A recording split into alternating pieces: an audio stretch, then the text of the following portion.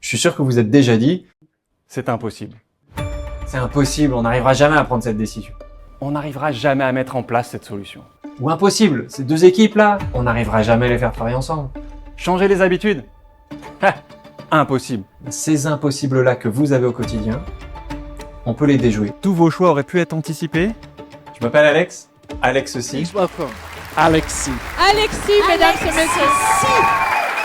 Je suis conférencier en entreprise, magicien mentaliste et auteur du livre Cerveau menteur, déjouer les pièges de la prise de décision. La question la plus importante, c'est pas comment ça marche, c'est pourquoi ça marche. On pourrait se dire effectivement que au travail, c'est la réalité et ça n'a rien à voir avec le spectacle de magie. Mais en fait, ce sont exactement les mêmes mécanismes cérébraux qui s'exercent dans un cas comme dans l'autre.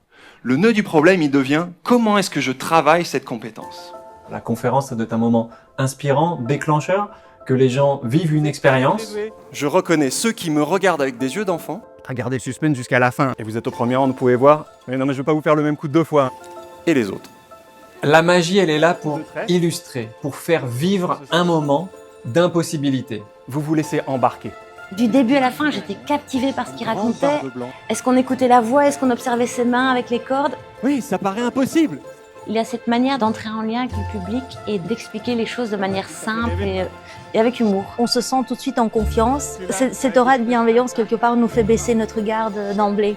Ce que j'apporte dans mes conférences, c'est trois choses. La première, c'est la prise de conscience, que notre cerveau a ses raccourcis. La deuxième, c'est rentrer dans le détail, dans la psychologie, dans les neurosciences pour comprendre comment ces automatismes fonctionnent. Et le troisième, c'est proposer des outils qu'on peut mettre en place dès le lendemain, non pas pour penser contre son cerveau, mais pour l'aider à penser au-delà de ces automatismes et surtout de ne plus être victime de ces illusions.